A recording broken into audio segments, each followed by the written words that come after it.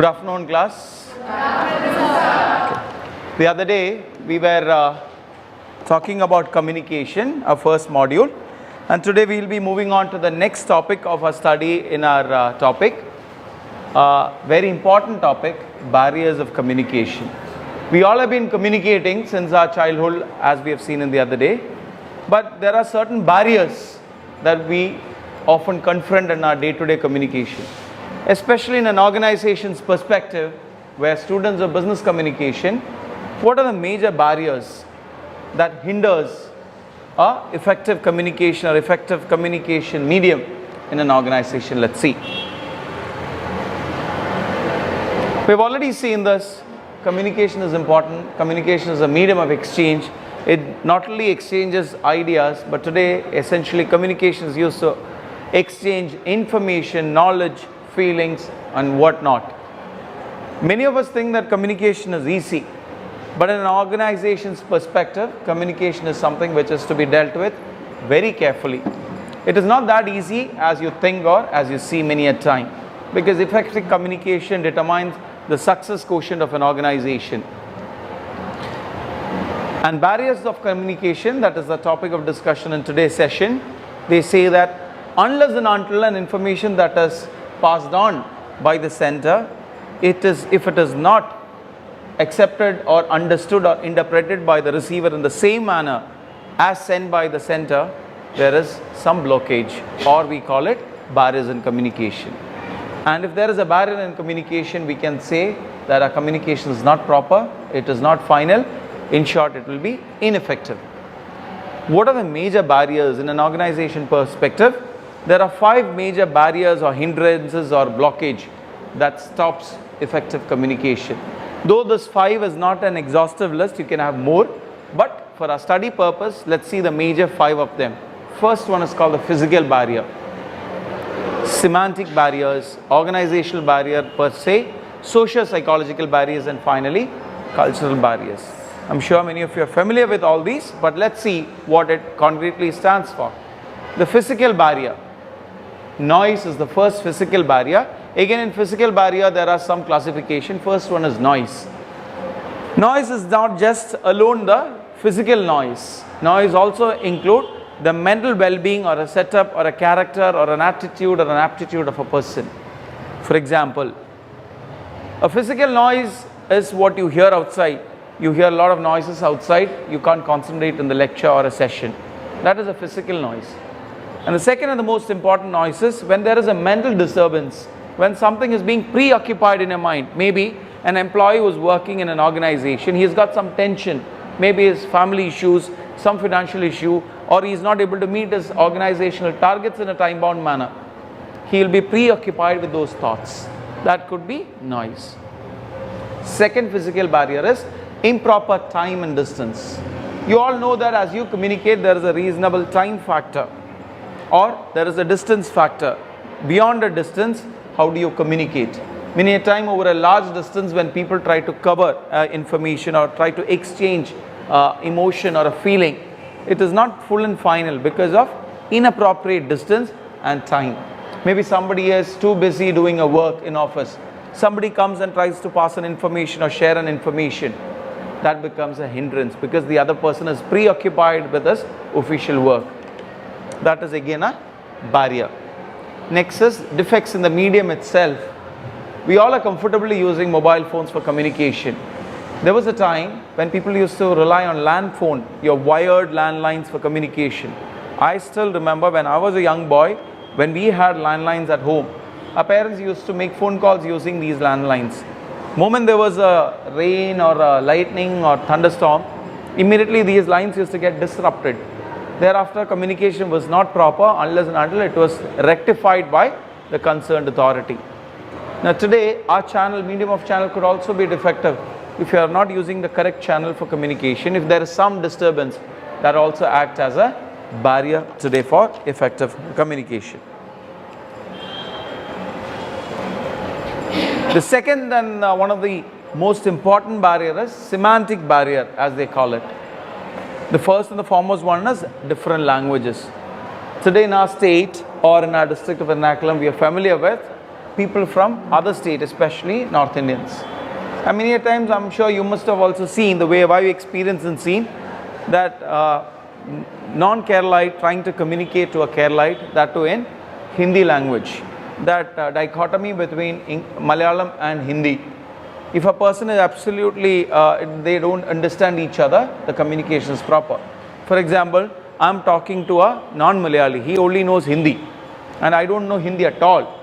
Whatever I'm trying to talk to him in either in English or in my Malayalam, my mother tongue Malayalam, he is not able to pick up my language, neither am I able to understand.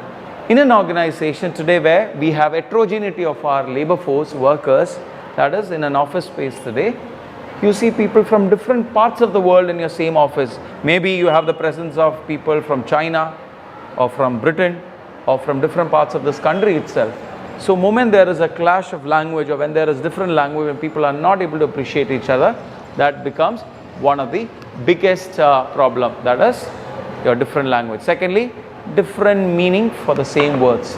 I'm sure you almost all are familiar with this, isn't it? A particular word itself can different meaning, or how do you use it, isn't it? That could also be a barrier. Thirdly, poor vocabulary. As you know that we've been seeing again in this module, communication is very important. Your correct use of vocabulary, that is why in your lower classes you have learned vocabulary, pronoun, noun, verb, grammar, isn't it? All the languages that you have learned over the years, maybe English, Hindi, Malayalam, your respective subject teacher must have told you what verb, what noun to use. Why? Because as time passed by, you must have picked up the language correctly, and today you know how to use them properly. The moment in an organization, an employer or an employer, if they are not able to correctly communicate through proper vocabulary, those poor vocabulary can also hinder or act as a big barrier in your effective organizational communication. Vague presumption. We all make early evaluation.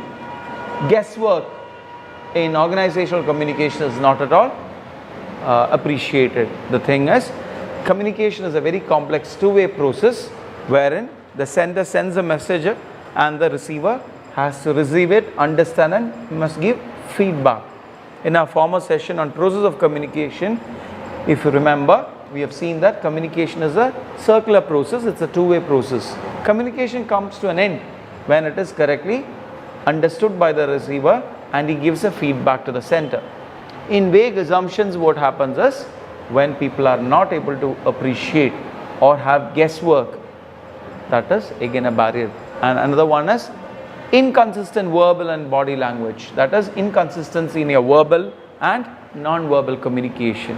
Body language or kinesics as it is called, we've already seen it's very important today. Have a positive body language, or your body language should always complement what you're verbally speaking.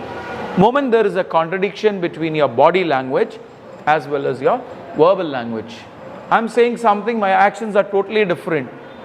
You will get obviously confused. Same is the case with organization. Members in the organization, as they speak, they should not only use the correct body language, they should make sure that that is perfect with their complementing oral vocabulary or oral words spoken. The next set of barriers is organizational barriers. Organization definitely has a hierarchy. Organization definitely has a hierarchy.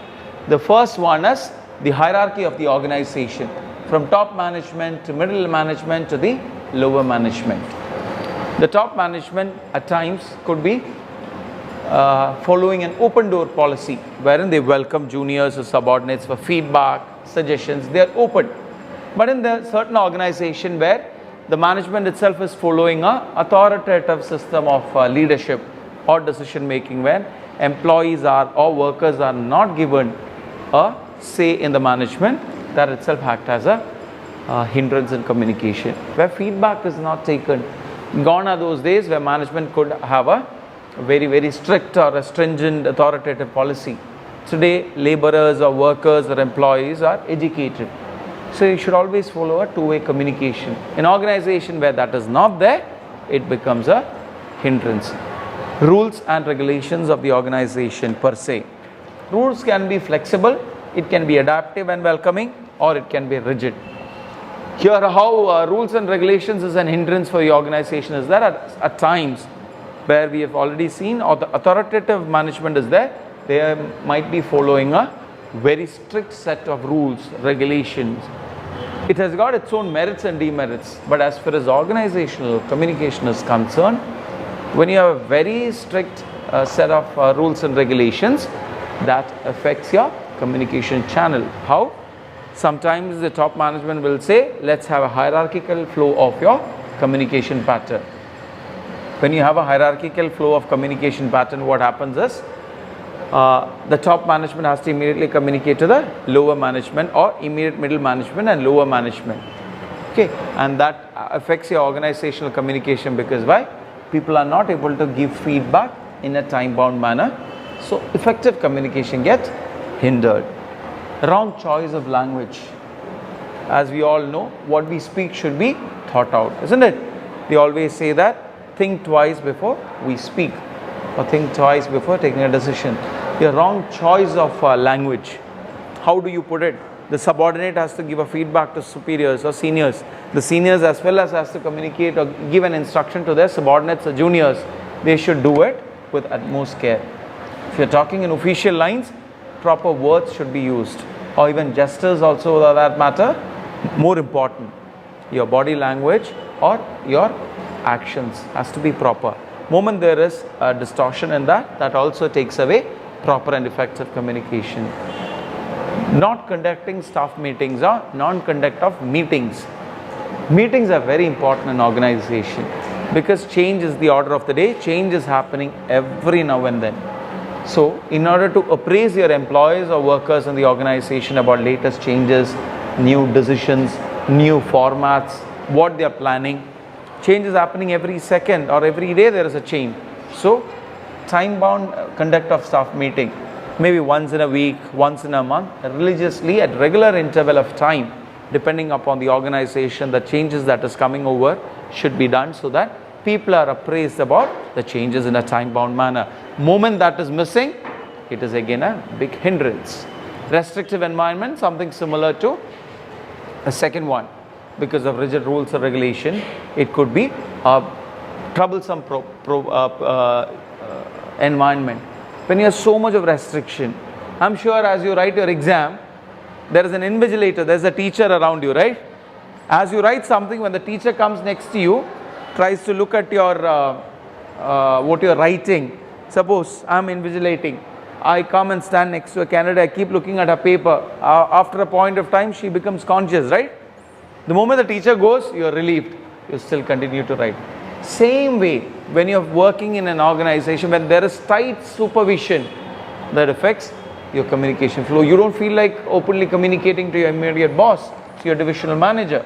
So your restrictive climate or environment is again a problem. Insufficient period of time for everything, communication channel to happen, the flow, everything has to be timed properly. Everybody has got so much to do, so much to perform, etc. Many a time, insufficient time, lack of enough time, both at the end of the employer as well as the employee, many a time also takes away effective communication. You would like to communicate to somebody, especially to your friends after class hours, you would like to sit and talk, right? You tell your friends, I would like to talk to you. Might be something to share, but you will definitely say, let's sit over a coffee, or let's sit somewhere, maybe in the lake view where you prefer to sit comfortably in that ambient, chit chat. It is not that you say 2 minutes will speak and leave. No, you need reasonable time. When time is also missing, especially in organizational setup, that could again be a hindrance. Moving on to the next barrier is socio-psychological barrier. Emotion is the first and the foremost one. Your emotions can play a very important role in your communication. As babies, we used to get really emotional on small things, isn't it? You used to cry very fast, and I suppose there has been, I'm sure, a situation where you're crying so hard or loud and you're trying to tell something to your mother who is worried about what happened. But as you're crying and speaking, things are not clear to your mother. So your mother would have told you, just finish crying or stop crying and tell me what is your problem. Same way in organization. Suppose I get a demotion or I get a firing from my boss, I will be emotionally very down. Thereafter, whenever I try to share something with my colleague or try to put things back, it won't be proper. Nature has bestowed us with very lot of emotions, right? As human beings, we laugh, we cry, we jump around. But an organization's point of view, inappropriate timing of your emotions, or like anger. When you are angry, you shout usually, right? People shout. Or maybe boss is super angry because the target is not reached. He won't come and tell you politely. Obviously, most of the time he comes and shouts at you. That proper communication is not there. Target is not achieved, correct. But those emotions don't play in a fruitful manner. So many a time, emotion could be. The toughest job in the world, they say, is listening. Poor listening as yet another barrier. Isn't it? That is what you all are doing now, right? Listening. It is easy for me to speak, but to listen and grab whatever I'm trying to enumerate you is the toughest job in the world. Listening means listening with your heart and responding accordingly. Listening means retaining or having retention of what is being heard or spoken. Poor listening is yet another barrier, because why? If you don't hear properly, and unless and until the employee does not hear to his boss or seniors properly, he can't respond in the most fruitful manner. He might be responding, but in bits and pieces. So moment there is no proper listening, your response also won't be proper, hence ineffective communication. Retention, we try to recollect things, isn't it? We try to retain things. We must be mugging up things in a junior class, you must have done that. Thereafter you must have understood things and try to retain things in a different manner. They say retention is very important. Many a time a past communication or past event, you have to retain it back. The moment that retention is missing, it may hamper your communication or future communications. Attitude and opinions. Attitude is very important. Why? Why it is important? Because it determines your altitude in life. What kind of an attitude you have? Always welcoming. Or what is your attitude? You have a positive attitude towards everything. There are people, definitely there are a lot of people with very positive or optimistic attitude. Something goes wrong, you say no problem. Your boss will come and say, don't worry about that. It's not your mistake. We will get over it together. Such encouragement can be positive.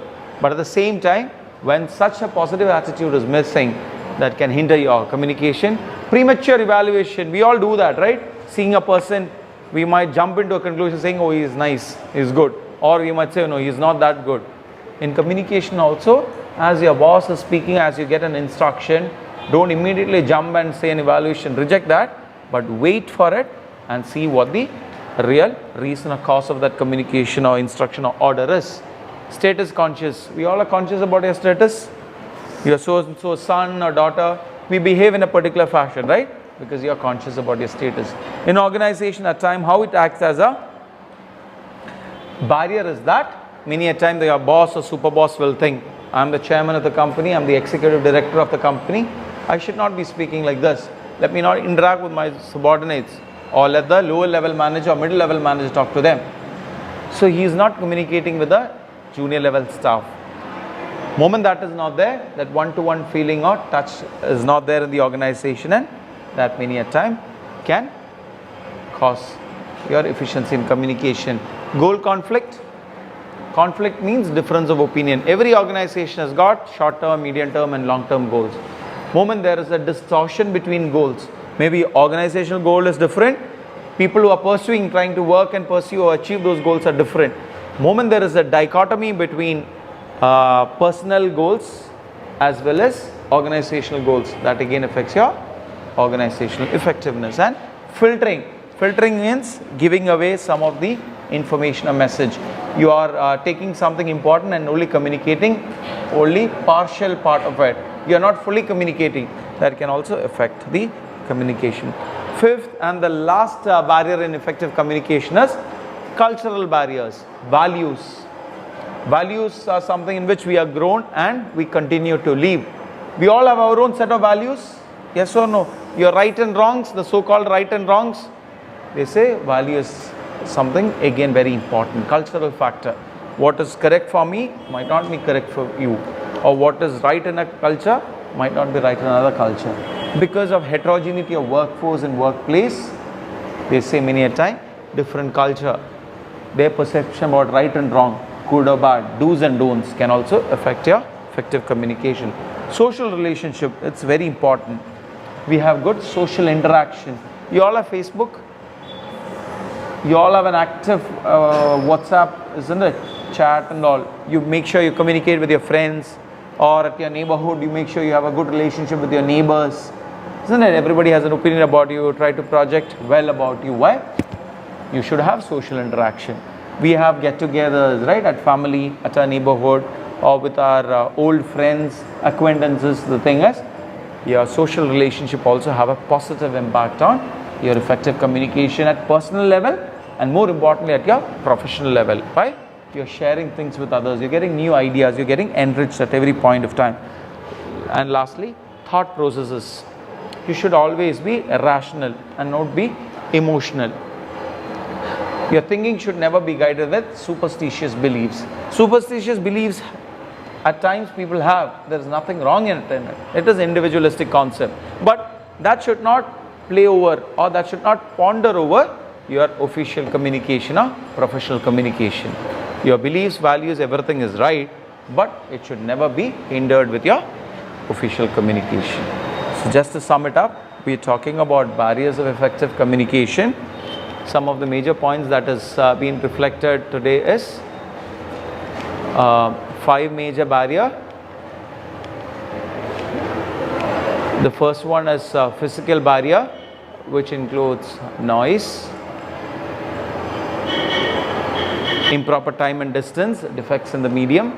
The second one is semantic barriers, different languages, isn't it? We've seen poor vocabulary, vague assumptions, and more importantly, inconsistent verbal and oral communication.